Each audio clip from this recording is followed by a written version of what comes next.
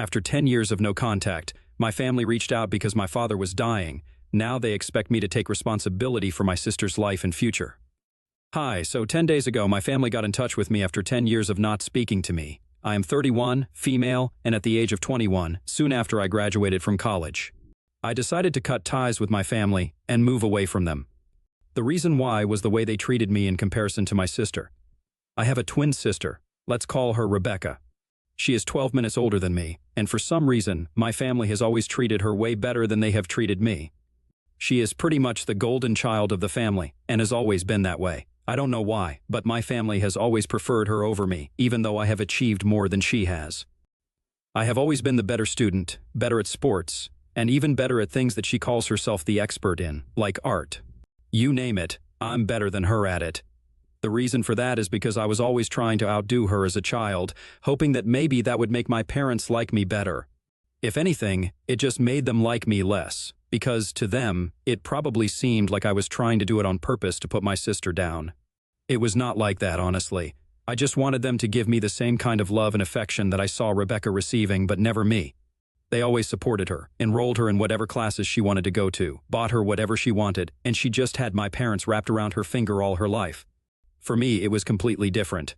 Every time I asked for something, I would be told not to act entitled and spoiled. Even when it came to college, she said that she wanted to take a year off, which turned into 3 years. She never ended up going to college, so she doesn't even have a degree. I, on the other hand, got accepted into a reputable business school because I had pretty good grades. And I needed money from my parents to cover my college tuition. But they told me that I would have to take out a student loan and pay it all off myself in the future, because they did not think that they needed to sponsor me, even after I had turned 18. I thought that was really hurtful, but I needed them to help me out with the loans, so I did not say anything. Then, I had accepted the fact that they were never going to love me as much as they loved Rebecca, so I just accepted my fate. I didn't really keep in touch with them while I was in college and just came back home for the holidays occasionally. Even then, I would not talk to them much, because after high school, I had pretty much distanced myself from my parents emotionally so that I wouldn't keep getting hurt over and over again. When I was about to graduate, I had invited them to attend the ceremony, but I never got a response from them. I tried everything. I tried to call them. I sent them emails, and I even thought about visiting them. But by then, I had already tried calling them and messaging them, but they had not responded to any of that, so I figured that they just did not want to attend. It was not until after the ceremony that I found out from a couple of relatives that they were not able to attend because my graduation ceremony was on the same day as my sister's first day of art school. And of course, her first day at 21 was far more important than my graduation ceremony, so they could not let her be alone that day. It was crazy because she wasn't even going to any reputable institution. She was taking art classes at the nearby community college, which was literally just half an hour away from our house. I think that's the day that I pretty much realized that my existence did not make a difference to them, and that they would rather I didn't contact them again.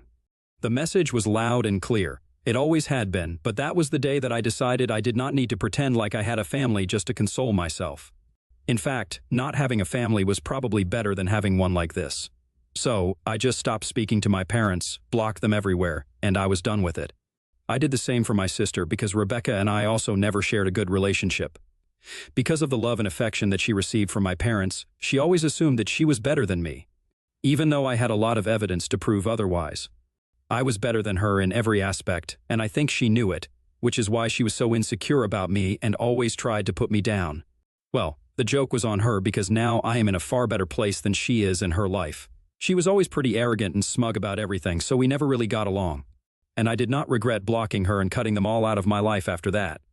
I didn't really have any financial support, and I also had to worry about paying off my student debt, so I took up the first job opportunity that came my way. Since then, I have been working to prove myself and let everybody know that I'm good enough on my own, and that I don't need my parents to survive. Things were difficult at first, but I had a lot of good friends from college and from school overall who were always there for me and had my back. Now, I'm in a really good position financially and mentally as well. For the past 5 years, I have been working in a vegan products company, and recently, I have been considering starting my own business. I've been really into the whole vegan lifestyle and have been studying it in depth for the past couple of years. Even though I am not vegan myself, I think it's a huge market to be tapped into, so I have been considering starting something of my own for the past few months, and have spoken to a couple of people who were willing to join me in my venture. So, the plan was to start working on my business model, plan everything out in the next few months, and then I would quit my job once I had a couple of investors on board and start my own business. But then last week, I received news from my family that my father was on his deathbed and I had to come meet him. It has been 10 years since I've spoken to anybody from my family, and I was really surprised that they were reaching out to me. But when I learned that my father had been battling cancer for the last 3 years, I did not think of anything, and I dropped everything to go back home. It was already too late, though, since he was in a really bad condition, and there was no going back, so probably in a last-ditch effort to make things right with me, or maybe just to talk about my sister. They had invited me to visit him one last time. When I saw him, I almost broke down in the hospital because I had never seen my dad like that. My mother hugged me, and it was just really painful, to be honest. For a while, I had forgotten everything from the past, and I was just worried about my father and whether he was going to be able to make it or not. Rebecca was also there, but I did not speak to her because she did not put in any effort to talk to me. She had just made a face and was sitting in the corner the entire time I was there.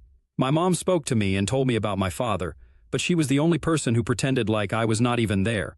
And I found that really annoying, so I did not speak to her. Anyway, I really don't like her, and I have no interest in what she's up to, so I thought that it was completely fine for us not to speak to each other. And nobody else in the family seemed to mind our behavior either because they knew the kind of relationship that I had with these people. This was just 1 week ago, and 2 days after, my father passed away. Everybody already knew that he was not going to make it, so my mother and my sister had already made the arrangements for the funeral. And it did not take too much time to wrap everything up, so I was able to come back home. But unfortunately, I had been made to agree to something that I really did not want to do. Before my father passed away on the second day of my visit, Rebecca had gone home because she was really exhausted at one point. So it was just my parents and me in the hospital room. Then they started talking to me about my work. I thought that it was really innocent, and I did not think much of it because my father was literally on his deathbed. I did not think that they could be up to something nefarious at that moment, so I told them that I had been working at a really successful company for the past 2 years and I was doing well. They heard me out for a bit, congratulated me, but then they started telling me about how badly Rebecca was doing. They said that she had dropped out of community college in the first couple of months and hadn't bothered to go back. She did not have a degree, and her grades had not been that great when she was in school either, so she couldn't exactly explain the gap, and she didn't even go to any college. So she did not do anything until she was 25, and then my parents started pressuring her to get a job. So she finally did, but she was never able to last longer than 3 to 4 months. She would come back home after a couple of months and tell our parents that she had quit the job because it was just too much, and they would not pay her enough. It didn't even make sense because they were paying her exactly the right amount. She was working low-paying jobs because she did not have a degree, and she was not even willing to put in the time and effort to work hard and move up the ladder. None of it made sense, and they had been trying really hard to explain to her that her arguments would not hold in the real world, so they had been fighting a lot with Rebecca and trying to make her independent. But she didn't seem to care about the future at all. She was just not serious about anything and was taking everything very casually. Whenever my parents tried to speak to her about it, she would just blow them off. Recently, she quit her last job 6 months ago and was just sitting at home with nothing to do. They told me that they were really worried about her, and they wanted me to be the one to look out for her because, after my father was gone, my mother was too old, and she would have to think about her own retirement as well, since she was just 1 year away from retiring. She just couldn't bring herself to constantly keep working to support her daughter, who should be able to support herself by now. Honestly, I had no idea how to respond to any of what they were saying because my dad was suffering, and I did not want to be the one to break his heart after so long because we had gone 10 years without having any contact with each other. At that moment, I was having really mixed emotions. I tried to tell my parents that I was planning on starting a business of my own. And this was really not the right time for me to take on such a responsibility because I knew that Rebecca was a liability, and she did not have any interest in making money on her own. She was totally comfortable with living off of other people's money, and that's what she had been doing so far. The only difference was that before this, it had been my parents taking care of her, mostly my father, because he made more money than my mother. But now my father was passing the baton to me and telling me that I had to look out for my sister. I could understand why he wanted me to take up the responsibility, but I tried to tell them that it would not be possible for me at the time since I was planning on quitting my job and starting something of my own, so all my money would go into that. But my dad told me that they had already spent a lot of money on healthcare for him and his medical expenses. And even after this, he wanted my mother to be comfortable, and that was his priority. He knew that I would be there to look out for Rebecca, which is why he was counting on me, and he kind of forced and manipulated me into agreeing to take care of Rebecca's future. He made me promise that I would put my business plans on hold until Rebecca was at least a little financially stable, and I was made to promise that I would look out for her and have her back until then. I did not even know how long that would take, but I still said yes because I did not feel comfortable saying no to a man who was on his deathbed. No matter what he had done to me in the past, I was just not comfortable with it. I guess that was really stupid of me, but I don't think anybody else in my position would have been able to react a different way.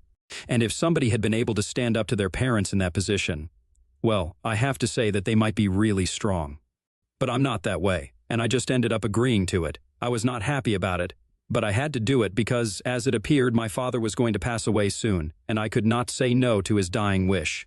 They also told me exactly what it involved, since Rebecca was actually in a relationship with a guy from school and was planning to visit him since he was working in another city, but in the same state. I really couldn't figure out why they couldn't visit each other more often because, if not Rebecca, at least Jared had a job and he could come to visit her. But they were doing the long-distance thing. So, as it happens, I know this guy that she was dating and I know the kind of person he is, so I instantly knew that it was not good for her to be involved with him. That night itself, my parents told me that Rebecca had been talking to this guy for the past 2 years and it had mostly been online. But he had come back here to visit for a couple of weeks during the holidays, and that's the only time that they got together. This man, let's call him Jared. Let's just say he doesn't have the strongest values when it comes to women. In school, he was notorious for flirting with every girl that he could talk to, and he had been busted for cheating several times by his high school girlfriends. I did not keep track of him after we graduated, but I did hear from a couple of common friends from high school that he had already been divorced once, and that was also for infidelity. I don't know what his problem was, but I knew that this was not a guy that I would trust personally. I tried to explain this to my parents as well, but they told me that Rebecca seemed to really like him, and they had seen them together during his visits back home. They believed that they were meant to be together because they looked absolutely perfect and really in love. I already had a bad feeling about this because they were doing the long-distance thing, and that just meant that it opened up all sorts of avenues for him to cheat without worrying about being caught since he was in another city altogether, and Rebecca was clueless about this. My parents told me that they wanted me to pay for her flight tickets to go and see him in the next couple of weeks because they knew that she would be pretty weak after our father passed on. Since they wanted her to have somebody, and since my mother would be too busy with the legal formalities after my dad's death, and I would obviously have to go back to work, she would need somebody by her side. And they wanted it to be her boyfriend. I tried my best to tell them about the kind of guy he was, and warned them of the consequences of this. They were convinced that Rebecca and Jared were going to get married in the future, and kept telling me that I had to take care of these things after my father was gone, and I would have to bear the expense of the wedding in the future as well. They were pretty convinced that Jared was the perfect guy for Rebecca, and I really couldn't talk any sense into them. So I just agreed to it as well because it seemed pretty pointless to try and convince them that he was not the right guy. After my father passed away, I pulled Rebecca aside at the funeral, and I told her that I knew about Jared and that I tried to warn her of the consequences. I had known Jared and his Casanova behavior for a really long time, and I did not think it was good that she was involved with him. But just like my parents, she also shook off my warnings and told me that he had changed, and she knew it. She told me that they were in love, and she knew that he would never cheat on her or do anything to hurt her, so she was not too worried about my warnings. She thanked me for being concerned for her, but then told me that she would just appreciate the financial help, and that I did not have to actually be her parent and try to have any sort of emotional bond with her. It was simply not required. That was kind of mean and hurtful, and that day after that conversation, I decided that I was going to do exactly as she said. My father had only told me to look out for her financially. He hadn't said anything about the emotional factor, so in a way, she was right about what she said. I decided that I was going to keep myself emotionally distanced from my family because I had better things to do and to focus on my work. After the funeral, I came back here, and it has been a week since then.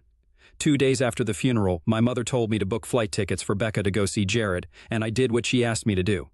I did not bother to check up on anybody after that because I got busy with my work. However, yesterday, I had an unexpected visitor show up at my doorstep.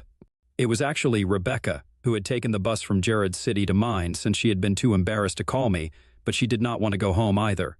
She couldn't afford bus tickets, so that's how she came here after traveling for 10 hours. When she showed up, she was exhausted and in tears. As I opened the door to her, I was really confused about what was going on. The second that I opened the door, she started crying immediately and told me that I'd been right about everything. She told me that she had been planning to surprise Jared, so when she showed up at his place, it had been quite unexpected. He had actually been spending time with another girl at his house when she showed up. When she saw that, she confronted him about it immediately and asked who that was. He told her to mind her own business. He then said that they were not exclusive and he was free to do whatever he wanted when he was not at home with her, so she had no right to ask him about his life here. That obviously pissed her off because in her head they had been together for 2 years and she was fully committed to him and was thinking about getting married to him, so that was pretty hurtful. They ended up getting into a really big fight in his hallway, and in a bit of anger apparently, she decided to lift her duffel bag and hit him with it because she was that pissed off. Unfortunately, one of the chains on the bag caught him in the eyebrow, and he started bleeding profusely. She got really scared, made a run for it, got to the bus stop, and took the first bus that she could find that led her here. Now she wants my help. She told me that she was ready to learn how to be independent and fix her life, and I needed to be the one to do it for her because I had been independent for a really long time, almost 10 years now. So she thought that there would be nobody better to teach her the ropes in my line of work and give her a job. She told me that she knew I was about to start a business of my own and was hoping that maybe I would give her an opportunity to work there, not as an employee, but as a partner. It was just a lot to process for me, and before I could agree to anything, I decided to ask her if she knew whether Jared had decided to press charges against her or not. Because if he had, I did not want anything to do with her, because what she had done was wrong. No matter what Jared was doing, she had no right to get physically violent with him. And that was grounds for pressing charges against her. Even if she had managed to run away from the scene, he could still just as easily find her out, and she could be arrested for it. In that case, I did not want anything to do with her because I was not going to be the one to clean up her mess anymore. When I asked her about it, that's when the truth came out. She told me that she hadn't actually managed to escape. He had pressed charges against her, and she had to pay a huge fine as compensation for what she did, which is why she was here. I told her there was no way I was going to help her out, and I told her to go back home because I did not want to get involved in any of this. She got very upset when I said that and reminded me of the promise I had made to my father before he passed away. But I told her that the promise didn't matter anymore because it was very obvious to me that she was an idiot and was never going to do the right thing. So I was not going to be there to clean up her mess after her. I just wanted to start my own business, and I did not want her to join me because she was a total liability. I told her that the least I could do for her was book her tickets to go back home, but after that, she was on her own, and I was just going back to no contact with my family again because this was too much. It had been just 1 week, and she had already screwed up colossally. None of this would have happened if she had just heeded my warning and stayed away from that guy, which she chose not to do even after what I said to her. So I was just really irritated by everything, and I told her that I was going to book her the flight tickets so she could just go to the airport and wait there instead, because I did not want her to waste my time since I had a lot of work to catch up on. She couldn't argue with me because I was already booking the tickets, so she headed to the airport in a cab a few minutes later. I thought that that would be the end of it, but obviously now my mother is pissed off about what I did. She believes that I should have been kinder to my sister and should have taken her on as a partner in the business, since she wanted to clean up her life and get her act together. This was my opportunity to be helpful, and I declined it because I was too selfish to do so, or at least that's what my mother believes. I don't think that I was selfish at all. In fact, I think I was pretty helpful because I booked her the flight tickets to go back home. Obviously, now she has to figure out a way to pay the fine to Jared, but that's hardly my business anymore since she was the one who chose to hit him and visit him in spite of my warning. My mother is really pissed at me and constantly calling me and messaging me to remind me of the promise I had made to my father and telling me that I'm not living up to it the way that she had expected me to. So, Tia for refusing to clean up the mess that my sister has made in spite of a promise that I had made to my father on his deathbed?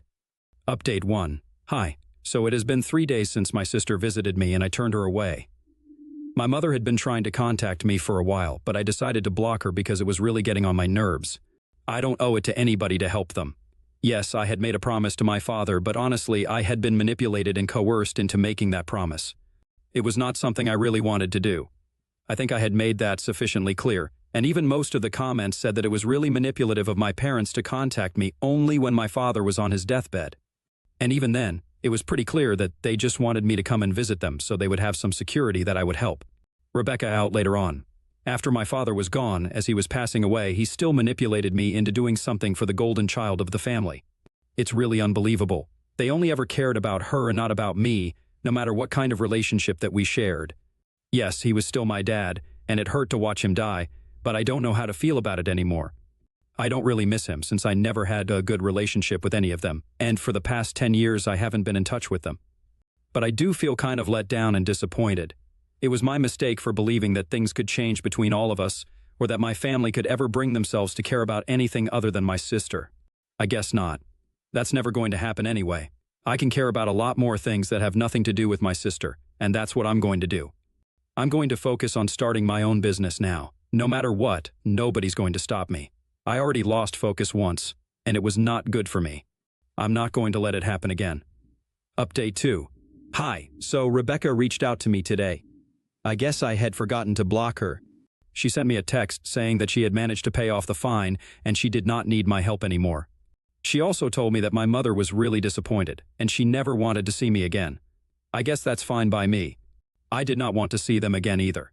They only wanted me for my money, not for who I was as a person, and they were never going to regret how they treated me all my life, and I knew that. So, after reading that message, I did not even bother to reply and I just blocked her. I was done with this. Update 3. Hey, so it has been a couple of months, and I just wanted to give you guys a little update on how my business venture is going. The business model is almost complete, and so far every investor that I have spoken to has expressed a lot of interest in my business. I think I'm going to quit my job and put in my resignation in a couple of days because I'm finally ready for the next chapter. I am once again no contact with my family, and things have never been better for me. Honestly, I think going no contact with them once again was the best decision that I could have made. And this business, this is going to be my new family.